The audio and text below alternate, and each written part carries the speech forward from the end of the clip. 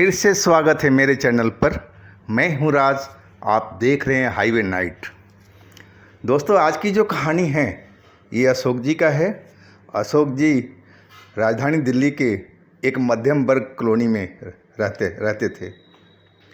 बात lockdown first की है, तो चलते हैं उनकी कहानी में। लेकिन दोस्तों, फिर वही गुजारिश है कि हमारे चैनल को सब्सक्राइब कर लीजिए। बहुत बहुत धन्यवाद। मेरा नाम अशोक है। मैं एक प्लम्बर हूँ और मैं एक कंपनी में काम करता हूँ। हमारी ड्यूटी 3 शिफ्ट में चलती है। तो जो हमारा घर था उस कॉलोनी में, वो थोड़ा अंदर में था। जब रात की मैं करीब दिन की ड्यूटी, दोपहर वाली ड्यूटी करके मैं रात को घर वापसी आता था, तो जो गली के आवारा कुत्ते थे वो मुझ पर कई बार हमला कर चुके थे। उस डर से मैं ऐसा मकान ढूंढ रहा था जो मेन रोड के पास में हो, और वो मकान मुझे मिल गया था। जिस दुकान से मैं प्लम्बिंग का कोई सामान लेता था, मैं बाहर भी कुछ काम करता था प्लम्बर का, कंपनी के अलावा, तो उसी दुकान से मैं सामान लेता था। तो उन्हीं से मैं बोला था कि साहब जी कोई कमरा दिलवा दीजिए अगर हो तो नज़र में आपका। वो दुकानदार बोले, फैमिली साथ में है कि अकेले हो आप? यानी कि जी अभी फ़िलहाल तो मैं अकेले रहता हूँ, फैमिली हमारी गांव में है। तो सामान ज़्यादा तो नहीं है ना? नहीं कि नहीं जी, बस खाना बनाने का सामान है और कुछ हमारे पास में नहीं है।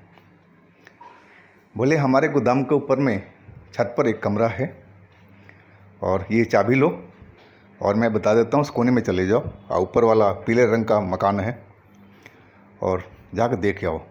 अगर पसंद है तो आप ले लेना। मैंने बोला बहुत बहुत धन्यवाद जी। चाबी लेके मैं जाके देख के आया। खुला हुआ छत था, खुला सा हवा था और कमरा ठीक ही ठाक था और अकेले के लिए तो काफ़ी था। अब मैं सोचने लगा कि अगर हमारे बजट में होगा, अगर सही पैसे बताएंगे तो मैं ले लूँगा। फिर मैं सीढ़ियों का लॉक बंद करके और दुकानदार के पास में आए। बोला कमरा तो हमारे लायक ठीक है जी, पैसे बताओ आप। तो उन्होंने पैसे बताए जो हमारे बजट में था। फिर भी मैं उनसे रिक्वेस्ट कम करके कुछ कम करवाए, वो मान गए। मैं उसी वक्त जा कर के और पुराने घर से अपना सामान एक रिक्शे में लोड करके ले आया। पुराने मकान मालिक को चाबी बंद करके दे दिया, यानी कि अपना मकान संभालिए। और इस नए मकान में मैं आ गया। कोई ज़्यादा सामान था नहीं, बस खाने बनाने का सब कुछ जुगाड़ था और सेट करने में कोई टाइम नहीं लगा। मैं जल्दी इसलिए कर रहा था कि आज मेरी नाइट ड्यूटी थी। और मैं खाना वाना बना करके पैक करके अपना ड्यूटी के लिए निकल गया। 9 बजे की मेरी ड्यूटी थी, 9 से लेकर रात को सुबह 7 बजे तक। सुबह मैं अपना टाइम से आ गया घर पर और चाय वाय के लिए मैं बना करके और फिर मैं सो गया। करीब 10 बजे मेरी नींद खुली। फ़ोन बज रहा था मेरा। फ़ोन उठाया, मेरे पत्नी का फ़ोन था गांव से।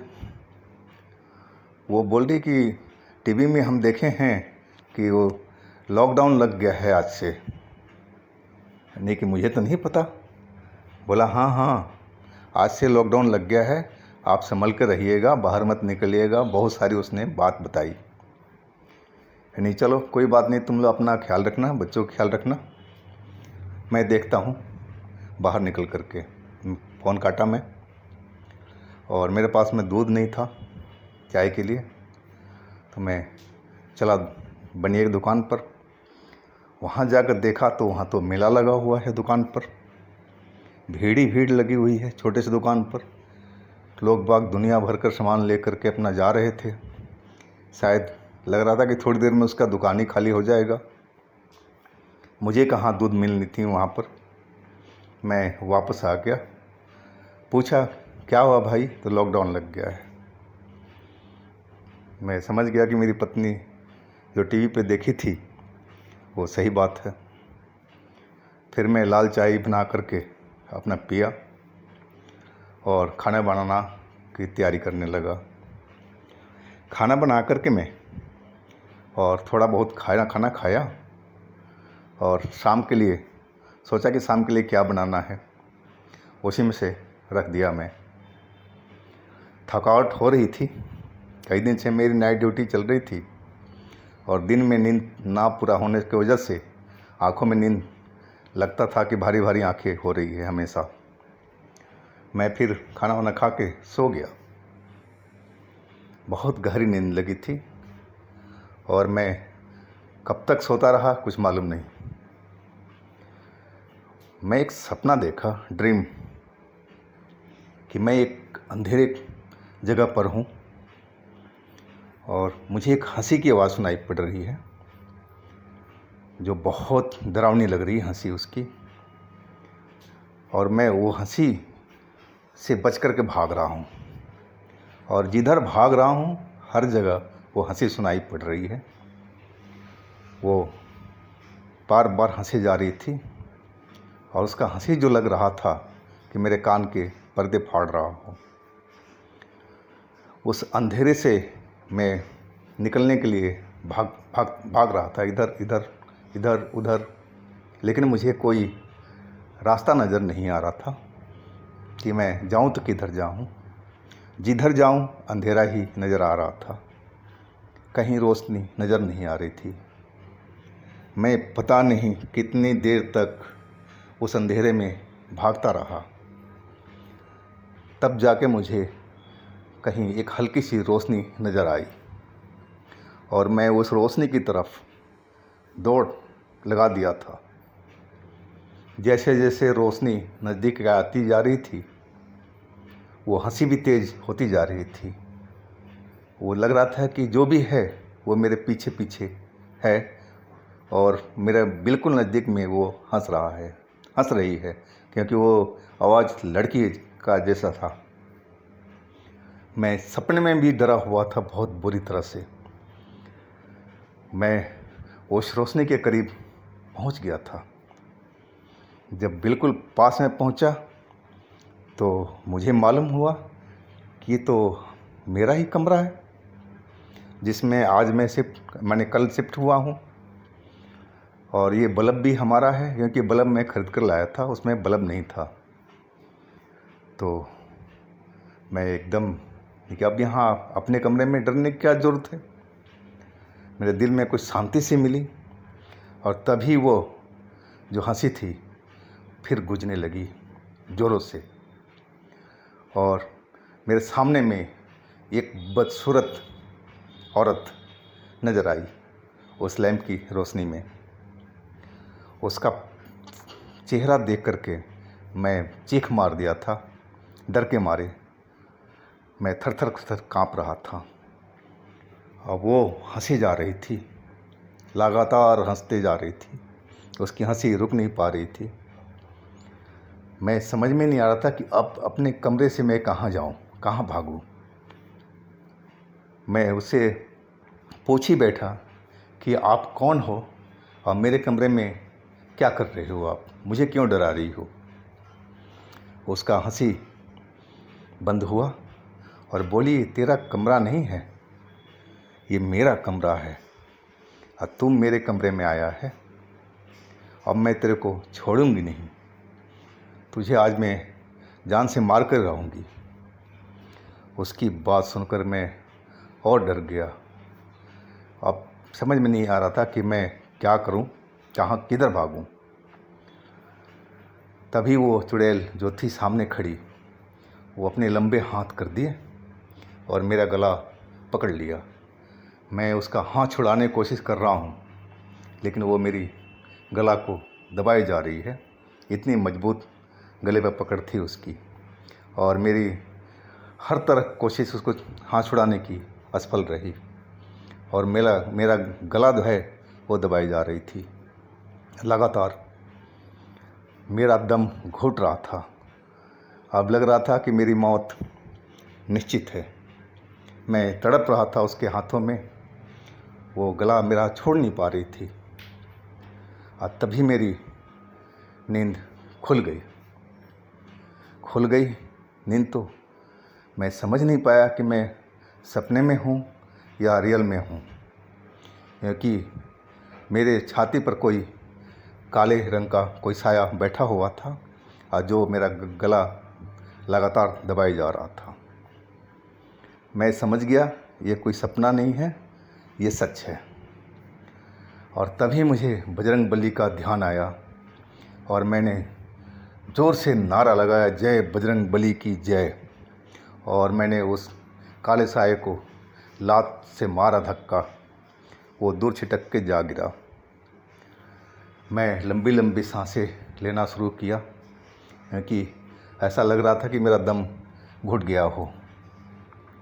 और मैं हनुमान जी का याद करने लगा, चालीसा पढ़ने लगा, वो भी ज़ोर ज़ोर से। और जो वो साया थी काले रंग की, वो पूरे कमरे में मंडरा रही थी। कमरे में बल्ब की रोशनी जल रहा था और पूरा वो साया नज़र आ रही थी। अब मैं समझ गया कि इस कमरे में रहना खतरे से खाली नहीं है।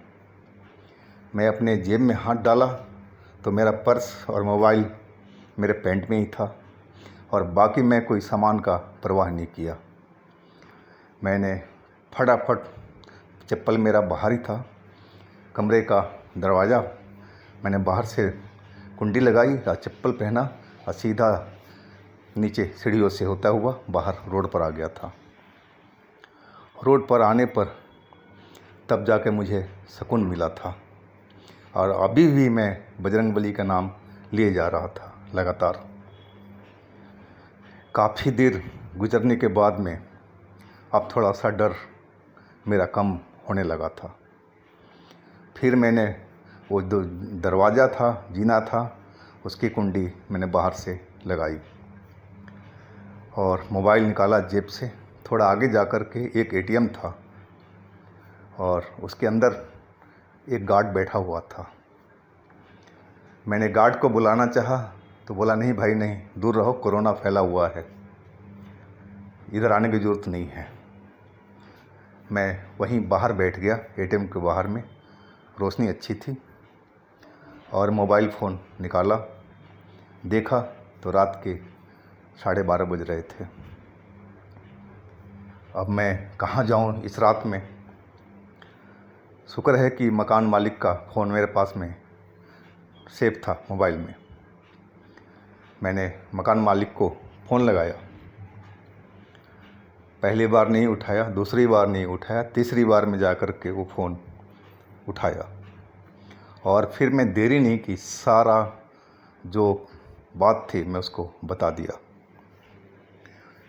उसकी आवाज़ आनी बंद हो गई काफ़ी देर तक, कुछ नहीं आवाज़ आ रही थी। मैं हेलो हेलो करता रहा, फिर उसकी आवाज़ आई, हाँ भाई सुन रहा हूँ, मैं आपकी बात समझ गया हूँ, से माफ़ी चाहता हूँ कि आपके साथ में ऐसा कुछ हुआ है अशोक भाई, इसके लिए मैं फिर से माफ़ी मांगता हूँ।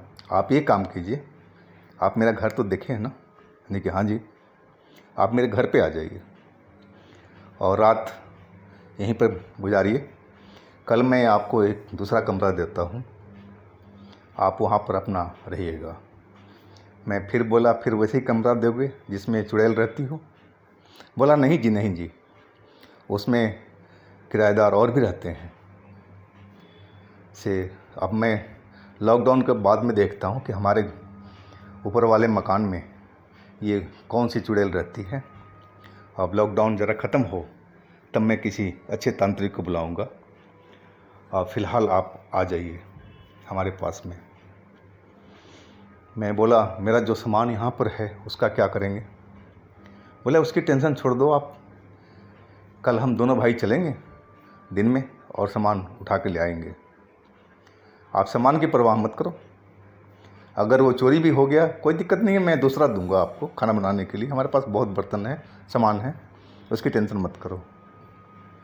मैं बोला, ठीक है जी, बहुत बहुत शुक्रिया रात में फ़ोन उठाने के लिए और आपको कष्ट देने के लिए।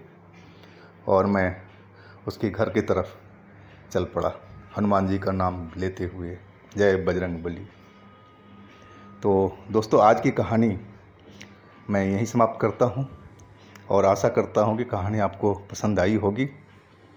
और आपके पास भी इस तरह कोई अपनी आप बीती है, कोई घटना है, कोई कहानी है, तो हमें इंस्टाग्राम पर या मेरे व्हाट्सएप नंबर पर शेयर कीजिएगा।